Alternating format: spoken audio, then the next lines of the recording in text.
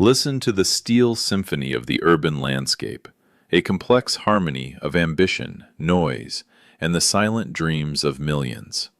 We bring you the stories that compose the music of our lives in stunning detail.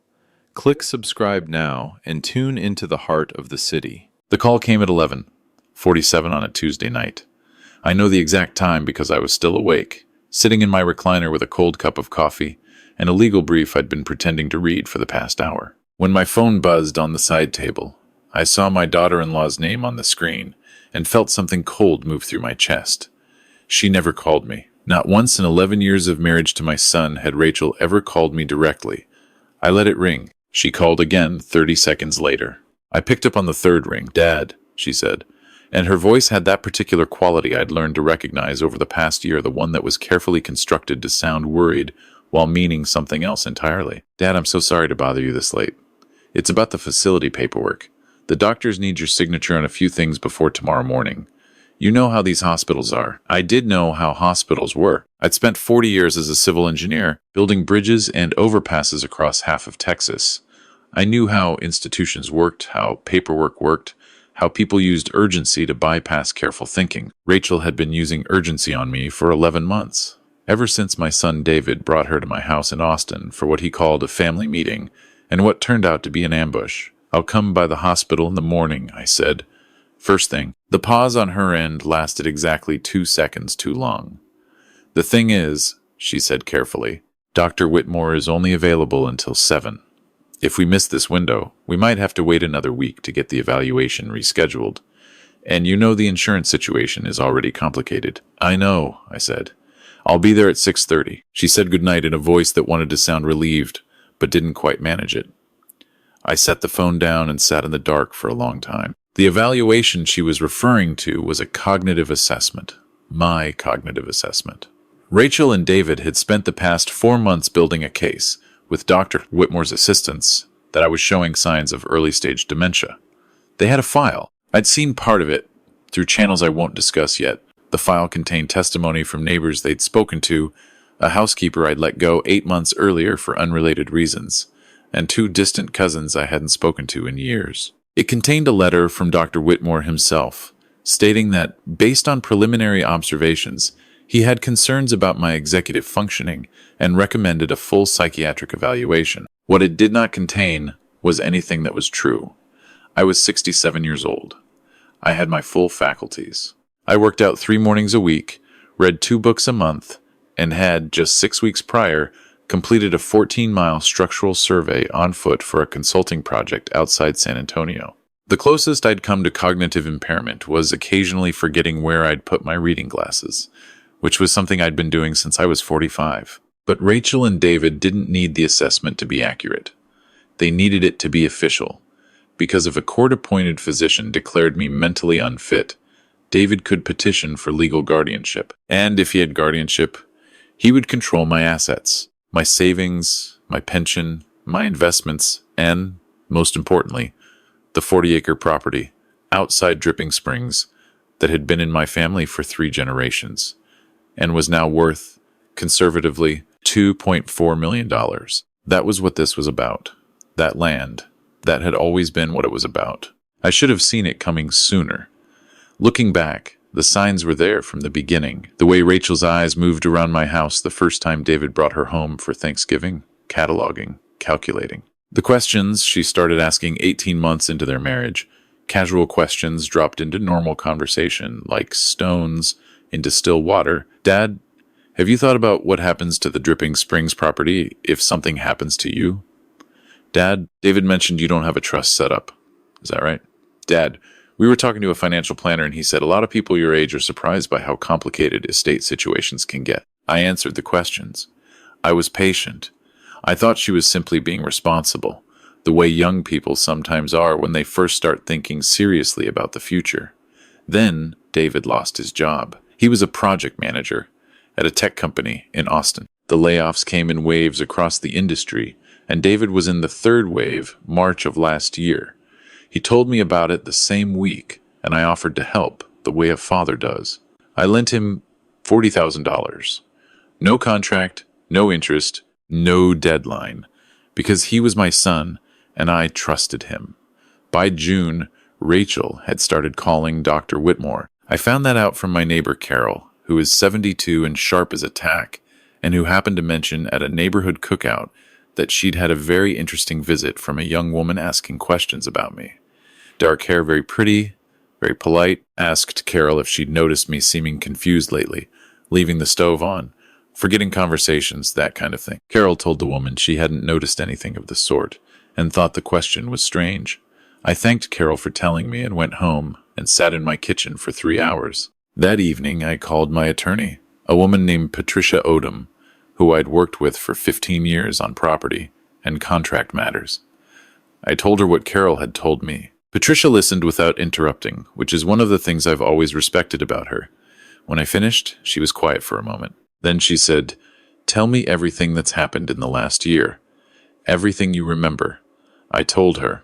When I was done, she said, "Porter, how much do you trust me?" I said, "Completely." She said, "Good, because what I'm about to suggest is going to feel strange and you're going to want to push back, but I need you to hear me out." I heard her out, and then I did exactly what she said. The first thing Patricia told me to do was nothing. Nothing visible, nothing that would signal to David or Rachel that I was aware of what they were building. "Go to the hospital appointment," she said. "Let them run their evaluation. Be cooperative. Be pleasant. Don't argue. Let them think it's working." The second thing she told me to do was document everything. Every conversation, every visit, every phone call. Not secretly in Texas, one-party consent means I could record any conversation I was part of, but thoroughly. She had a system for this. I followed it. The third thing she told me was to see my own physician, Dr. Eleanor Marsh, and request a full cognitive evaluation on my own terms. Eleanor had been my doctor for 12 years. She knew my baseline. She ran every test that Dr. Whitmore was likely to run, plus several he probably wouldn't think to include.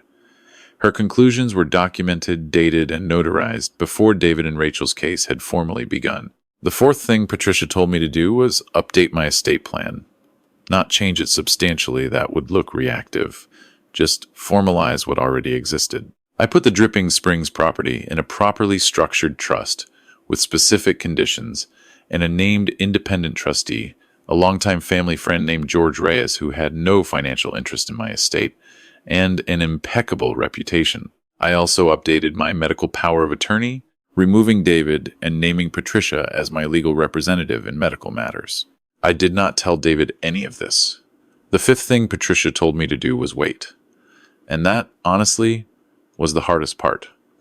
The cognitive evaluation with Dr. Whitmore took place on a Thursday in September. I arrived on time, answered every question politely, completed every task they put in front of me. The test that measures executive function, the one where you connect numbered and lettered dots in alternating sequence, I completed it in 43 seconds. The examiner looked at her clipboard and then looked at me and then looked at her clipboard again. Dr. Whitmore met with me afterward. He was a soft-spoken man in his early 60s with the particular manner of someone who is accustomed to delivering difficult news and has become perhaps a little too comfortable with it. He told me the results would take 2 to 3 weeks to process. He thanked me for coming in. As I was leaving, I noticed his assistant printing something at the front desk. I didn't look directly at it. I didn't need to. I'd already arranged through Patricia for a formal records request that would give us access to anything they generated. 3 weeks later, Dr. Whitmore submitted a preliminary report to the county court recommending a guardianship evaluation for one Porter R. Ellison, age 67, citing concerns about executive function, financial decision-making, and social isolation. Patricia filed our response the same afternoon. She'd been ready for 6 months. The response included Eleanor Marsh's complete evaluation, dated 2 months before Whitmore's assessment, showing every cognitive measure in the normal to above normal range for my age. It included a sworn affidavit from George Reyes describing the trust structure I'd put in place and confirming it was the result of deliberate, coherent, and well-documented planning. It included recordings of 3 conversations between myself and Rachel, in which Rachel had discussed the evaluation not as a medical concern, but as a legal strategy. In one of them, she said something that I still think about sometimes. She said, "Once the guardianship is established, we won't have to ask him for anything anymore." We'll just be able to handle it ourselves. And it included testimony from Carol, my neighbor, regarding the questions Rachel had asked her 14 months earlier. The judge who reviewed the response was a woman named the Honorable Sandra Keene. She had been on the bench for 22 years. Patricia told me later that when Judge Keene finished reading our submission, she called the clerk into her office and told him to schedule an emergency hearing. The hearing was set for November 4th. I drove myself to the courthouse. David and Rachel were already there when I arrived, sitting with their attorney, a man named Ferris, whose practice specialized in elder law, and who, I would later learn, Rachel had been consulting since the previous spring. David looked up when I walked in. Something moved across his face, surprise, I think. Or maybe the beginning of understanding. He'd expected me to arrive with a caregiver, maybe. Or not at all. I nodded to him and took my seat across the aisle. Ferris opened by presenting Dr. Whitmore's assessment. He was thorough and professional, framing everything in the language of concern and care. He spoke about the complexities of aging, the challenges of recognizing cognitive decline in its early stages, the importance of protecting vulnerable family members before a crisis occurred. He used the word protecting 8 times. I counted. Then Patricia stood up. She began with Eleanor Marsh. She walked Judge Keene through every measure of the cognitive evaluation, line by line, explaining what each score meant and what it indicated about my functioning. She called Eleanor to the stand and let her speak in her own voice, clear and clinical and utterly certain. Eleanor had been my doctor for 12 years. She did not hedge. She did not qualify. She said, "Mr. Ellison shows no signs of cognitive impairment of any kind. His scores are consistent with those of a fully functioning adult in his late 50s. Ferris cross-examined her. She held. Then Patricia played the recordings. The courtroom was quiet in a particular way when Rachel's voice came through the speaker. The kind of quiet that happens when people are trying to make sure they're hearing what they think they're hearing. Rachel's voice was calm, practical, deliberate. She spoke about the guardianship as a tool. She spoke about the Dripping Springs property as an asset. She spoke about me in the third person as if I were a problem to be solved rather than a person to be consulted. When the third recording ended, Patricia let the silence sit for a moment. Then she said, "Your Honor, this is not a family trying to protect a vulnerable parent. This is a family trying to access assets they believe they are owed. Mr. Ellison is not confused. He is not declining. He is a 67-year-old man in full possession of his faculties who had the foresight to document what was being done to him before anyone would believe him." Ferris objected. Judge Keene overruled him. Judge Keene asked to see the trust documentation. Patricia provided it. Judge Keene reviewed it for several minutes in complete silence. Then she set it down and looked at David. She didn't raise her voice. She didn't need to. She said, "Your father came to this court with 6 months of documentation, a clean medical evaluation, a properly structured estate plan, and recorded evidence that this petition was filed for financial rather than protective reasons. Counsel, I'd like to know what your clients expected would happen here." Ferris started to answer. Judge Keene held up one hand. She said, "That was not a question that requires an answer." She dismissed the guardianship petition with prejudice, meaning David and Rachel could not file again on the same grounds. She also referred the recordings to the district attorney's office for review of potential elder financial abuse statutes. I sat in my chair and breathed. Outside the courthouse, Patricia shook my hand. She said, "You are one of the most disciplined clients I have ever had the privilege of representing." I said, "I had a good teacher." She laughed. Then she said, "What do you want to do about David?" That was the question I'd been carrying for 6 months. What do you do about a son who looks at you and sees an obstacle, who listens to his wife talk about you in the third person and doesn't say stop? Who signs his name to a petition that accuses you of losing your mind because he lost his job and couldn't figure out any other way forward? I thought about the summer David was 12 when I taught him to drive a tractor on the Dripping Springs land. He'd been so proud of himself. Sat up straight in the seat, concentrated like the future of the country depended on him keeping that line clean. I'd stood at the fence watching him and felt something so large it didn't have a name. I thought about that for a long time. Then I told Patricia what I'd decided. The district attorney's office opened a preliminary inquiry into the elder financial abuse referral.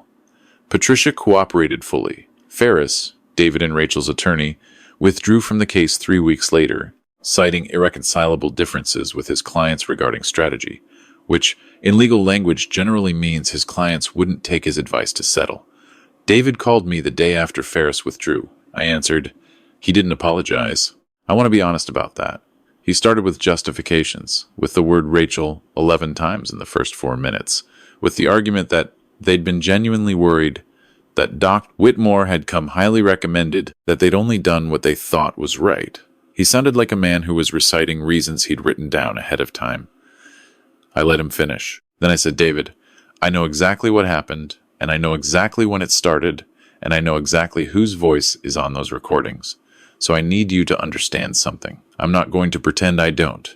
He was quiet. I said, I'm also not going to spend whatever time I have left on this earth angry at you. That's not how I want to live. But I need you to understand that trust, once it's gone, doesn't come back the same way it left. It comes back slowly, if it comes back at all, and only if the person who broke it does the work of rebuilding it. Not Rachel. You. He said, what does that mean? I said, it means I love you because you're my son, and I always will. It also means I need to see who you actually are before I decide what kind of relationship we have going forward. I'm not making any decisions right now. Neither should you. He was quiet again for a moment. Then he said, the DA inquiry. I said, let Patricia handle that. That's what she's there for. Don't call me about it. He said, okay. I said goodbye and hung up. The DA inquiry ran for 4 months. In the end, they declined to prosecute, citing insufficient evidence of criminal intent. Under the elder financial abuse statutes, the recordings showed intent to seek guardianship, which is a legal process, even if the stated reasons were pretextual. It wasn't the outcome Patricia had hoped for, but she told me it wasn't surprising either. These cases are difficult, she said. The law takes time to catch up to the ways people find to hurt each other. What the DA process did produce was a formal record. David and Rachel's names, the dates, the recordings, the petition, all of it documented in an official file that would exist, regardless of what happened next. If they ever tried something similar again, the record would be there. I moved forward. I finished the consulting project in San Antonio. I took a 2-week trip to Montana that I'd been putting off for 3 years. I had the farmhouse on the Dripping Springs property, professionally restored the original stone walls and cedar beams, the porch that my grandfather had built with his own hands.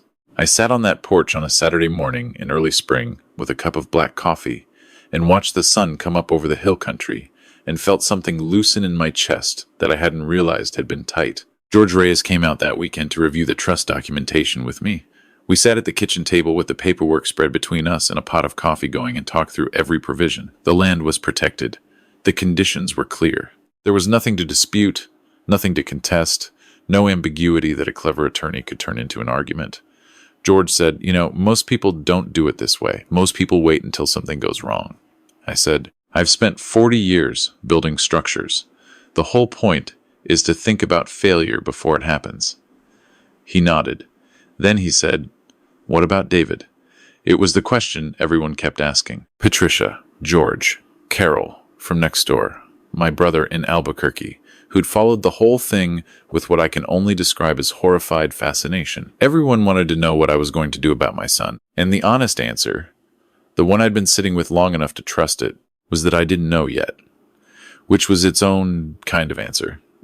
David and I talked occasionally, not often. He'd started seeing a counselor, which I'd learned from a brief conversation we had in February. He hadn't mentioned Rachel, and I hadn't asked.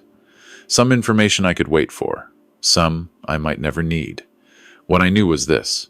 I had not set a trap for my son. I had not orchestrated events to see him fail. I had not dangled my assets in front of him to watch him reach. I had simply protected myself, carefully and thoroughly, the way I'd learned to protect everything else I'd ever built. And I'd done it quietly enough that the people who needed to underestimate me had room to do so. That had been enough. In April, I started teaching a seminar, once a month, at a community center in Austin. Estate planning for seniors, protecting your assets, understanding your rights, recognizing the warning signs of financial exploitation by family members. The room was always full. People brought notebooks. They asked questions for an hour after the session ended. They looked at me with the particular expression of someone who has been carrying a fear they didn't know they were allowed to name. I told them they were allowed to name it.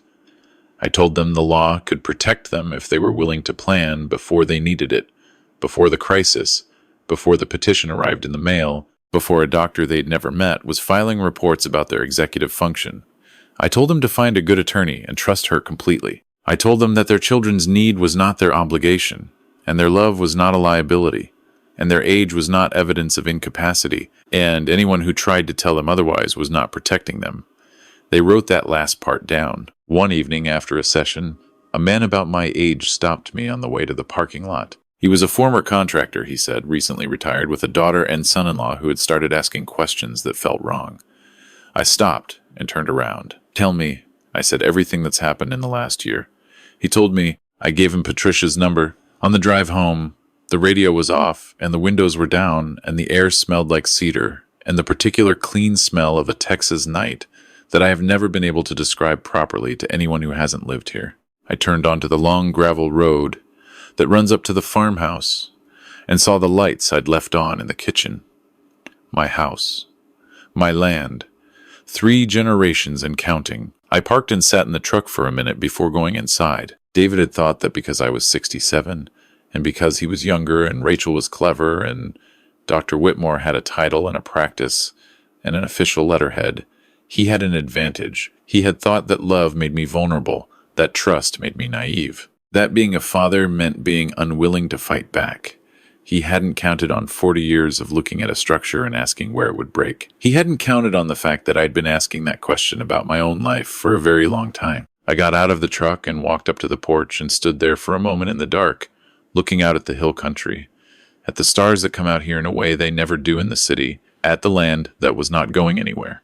Then I went inside and made dinner, and sat at the table my grandfather had built, and ate it slowly, without rushing, without looking over my shoulder. The structure held. It had been built to